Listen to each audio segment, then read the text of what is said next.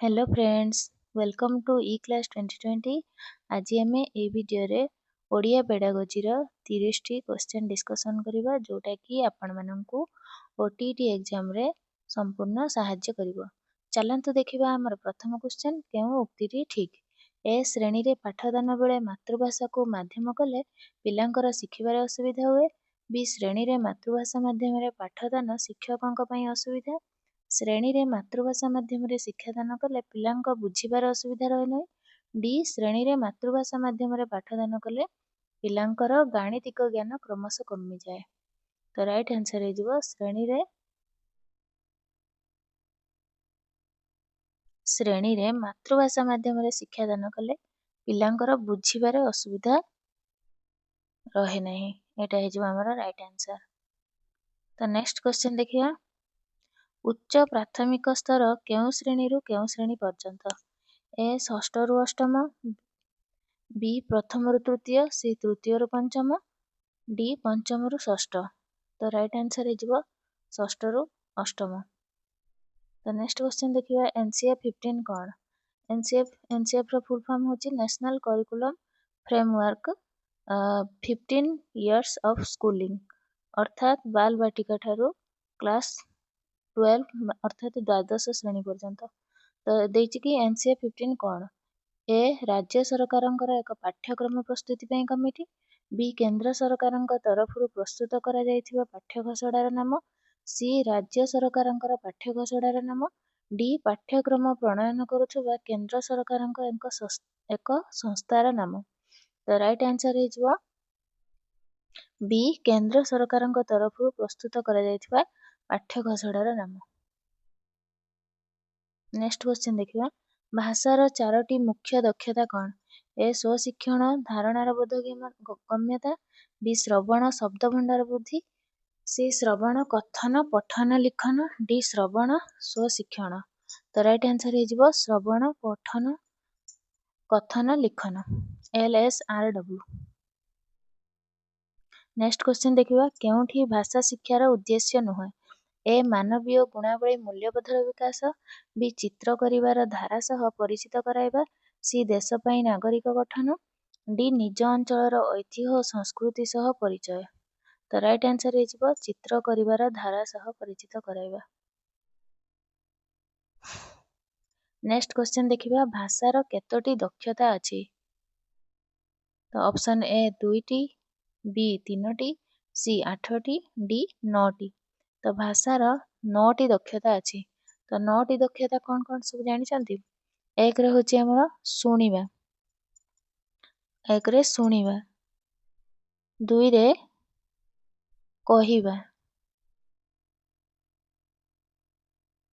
तीन रे पढ़िबा, चारि रे लेखिबा,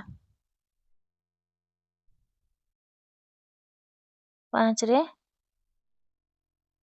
शब्दकोश दक्षता, शब्दकोश दक्षता, 6 रे व्याकरण दक्षता,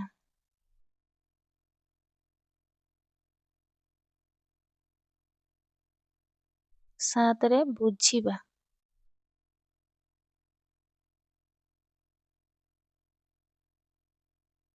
8 रे चिंतन और मूल्यांकन, चिंतन और मूल्यांकन, 9 रे लास्ट जोगाजोग दक्षता कम्युनिकेशन स्किल।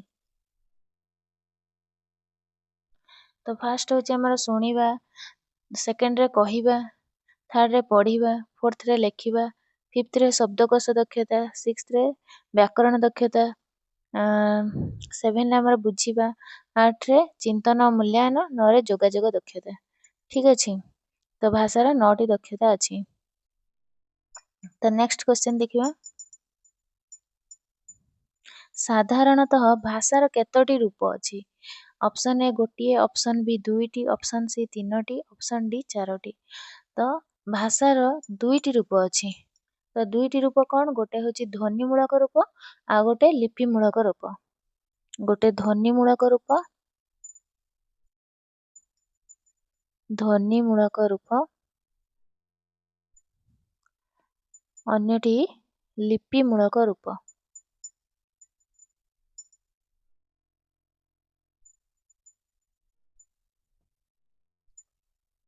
ତ ଚାଲନ୍ତୁ ଯିବା ନେକ୍ସଟ କ୍ୱେଶ୍ଚନ। ମାତୃଭାଷାରେ ସମ୍ପୂର୍ଣ୍ଣ ଦକ୍ଷ ଥିବା ବ୍ୟକ୍ତିକୁ ଆମେ କଣ କହିପାରିବା? ଏ ମୂର୍ଖ, ବି ଜ୍ଞାନୀ, ସି ଗୁଣୀ, ଡି ମାନି। ତ ଜ୍ଞାନୀ ହେଇଯିବ ରାଇଟ୍ ଆନ୍ସର। ନେକ୍ସଟ କ୍ୱେଶ୍ଚନ ଦେଖିବା, କେଉଁଟି ଭାଷା ଶିକ୍ଷାର ନିୟମ ଅଟେ?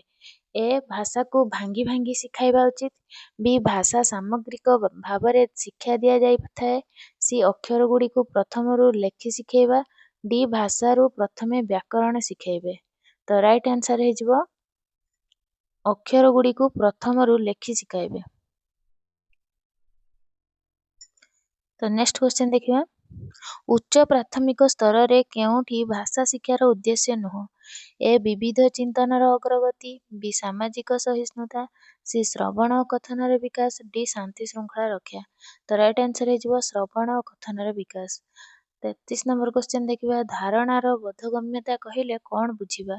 ଏ ଶୁଣିବା, ବି କହିବା, ସି ବୁଝିବା, ଡି ଲେଖିବା। ରାଇଟ୍ ଆନ୍ସର ହେଇଯିବ ବୁଝିବା। ଧାରଣାର ବୋଧଗମ୍ୟତା କହିଲେ ବୁଝିବାକୁ ବୁଝାଏ। ସ୍ୱଶିକ୍ଷଣ କହିଲେ କଣ? ଏ ଅନ୍ୟର ସାହାଯ୍ୟ ନେବା, ବି ଶିକ୍ଷକଙ୍କ ସାହାଯ୍ୟ ନେବା, ସି ଅଧିକ ପରିଶ୍ରମ କରିବା, ଡି ଶିକ୍ଷୟିତ୍ରୀଙ୍କ ବିନା ସାହାଯ୍ୟରେ ଅଧ୍ୟୟନ କରି ବୁଝିବା। ତ ସ୍ୱଶିକ୍ଷଣ କହିଲେ ଡିଟା ହିଁ ରାଇଟ୍ ଆନ୍ସର ହେଇଯିବ, ନିଜେ ନିଜେ ଯୋଉଟା ଶିଖିବା, ଶିକ୍ଷୟିତ୍ରୀଙ୍କ ବିନା ସାହାଯ୍ୟରେ ବୁଝିବା। ତ ନେକ୍ସଟ କ୍ୱେଶ୍ଚନ ଦେଖିବା, ପିଲା ପଞ୍ଚମରୁ ଷଷ୍ଠ ଶ୍ରେଣୀକୁ ଆସିବା ବେଳକୁ କେତେ ଶବ୍ଦର ବ୍ୟବହାର ଜାଣିଥାଏ? ଏ 1000, ବି 3000, ସି 4000, ଡି 5000। ତ ରାଇଟ୍ ଆନ୍ସର ହେଇଯିବ 5000। 5000 ହେଇଯିବ ରାଇଟ୍ ଆନ୍ସର। ନେକ୍ସଟ କ୍ୱେଶ୍ଚନ ଦେଖିବା, କେଉଁଟି ଶ୍ରବଣ ଦକ୍ଷତାର ଏକ କାର୍ଯ୍ୟ? ହସ୍ତାକ୍ଷର ଲେଖିବା, ବି ବଡ଼ ପାଟିରେ ପାଠ ପଢ଼ିବା, ସି ବହି ଦେଖି ଦେଖି ଲେଖିବା, ଡି ଗପ ଶୁଣି ଗପ ସମ୍ପର୍କିତ ପ୍ରଶ୍ନର ଉତ୍ତର ଦେବା। ତ ରାଇଟ୍ ଆନ୍ସର ହେଇଯିବ ଡି ଗପ ଶୁଣି ଗପ ସମ୍ପର୍କିତ ପ୍ରଶ୍ନର ଉତ୍ତର ଦେବା। ନେକ୍ସଟ କ୍ୱେଶ୍ଚନ ଦେଖିବା, ପିଲାଟିର ଭାଷା ଶିକ୍ଷଣ ପୂର୍ବରୁ ଆମେ ଶିକ୍ଷକ ହିସାବରେ କଣ କରିବା ଉଚିତ? ଏ କେତୋଟି ଭାଷା କହୁଛି, ବି କେଉଁ ମାଧ୍ୟମରେ ଭାଷା ଶିଖିଛି, ସି କେତୋଟି ଭାଷା ଜାଣିଛି, ଡି ବ୍ୟାକରଣ ନିୟମ ନେଇ ସଠିକ ଭାବେ ଲେଖୁଛି କି ନାହିଁ। ତ ରାଇଟ୍ ଆନ୍ସର ହେଇଯିବ କେତୋଟି ଭାଷା କହୁଛି। ନେକ୍ସଟ କ୍ୱେଶ୍ଚନ ଦେଖିବା, ଭାଷା ଶିକ୍ଷଣ କେଉଁ ପରିବେଶରେ ହେବା ଉଚିତ? ଏ ଆନନ୍ଦପୂର୍ଣ୍ଣ, ବି କୋଳାହଳପୂର୍ଣ୍ଣ, ସି ସମ୍ପୂର୍ଣ୍ଣ ନିରବପୂର୍ଣ୍ଣ, ଡି ଦ୍ୱନ୍ଦାତ୍ମକ। ତ ରାଇଟ୍ ଆନ୍ସର ହେଇଯିବ ଏ ଆନନ୍ଦପୂର୍ଣ୍ଣ। ତାପରେ କ୍ୱେଶ୍ଚନ ଦେଖିବା, କାହା ଉପରେ ଗୁରୁତ୍ୱ ଦେଲେ ଭାଷା ଶିକ୍ଷଣ ସ୍ୱାଭାବିକ ହୋଇଥାଏ? ଏ ଦୁର୍ବଳତା ଉପରେ, ବି ଶବ୍ଦକାଠିନ୍ୟ ଦୂରୀକରଣ ଉପରେ, ସି ସବଳତା ଉପରେ, ଡି ଖାଲି ବ୍ୟାକରଣ ଶିଖିବା ଉପରେ। ତ ରାଇଟ୍ ଆନ୍ସର ହେଇଯିବ ଶବ୍ଦକାଠିନ୍ୟ ଦୂରୀକରଣ ଉପରେ। କେଉଁଠି NCF 5 କହିଛି ଭାଷା ଶିକ୍ଷା କେବଳ ପାଠ୍ୟପୁସ୍ତକ ନେଇ କରାଯିବ? ଭାଷା ଶିକ୍ଷା ବେଳେ ଶିକ୍ଷକ ତାଙ୍କ ଭାଷାରେ ପଢ଼ାଇବେ। ଭାଷା ଶିକ୍ଷା କେବଳ ପାଠ୍ୟପୁସ୍ତକ ମଧ୍ୟରେ ସୀମିତ ନୁହେଁ।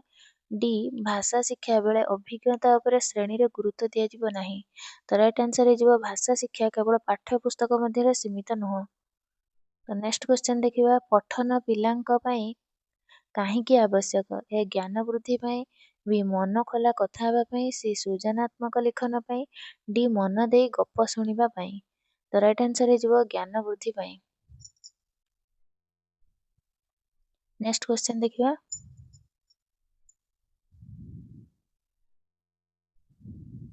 କେଉଁଠି ପ୍ରାଥମିକ ସ୍ତରରେ ପିଲାଙ୍କ କଥନ ଦକ୍ଷତା ବୃଦ୍ଧି ପାଇଁ କାର୍ଯ୍ୟ କରେ?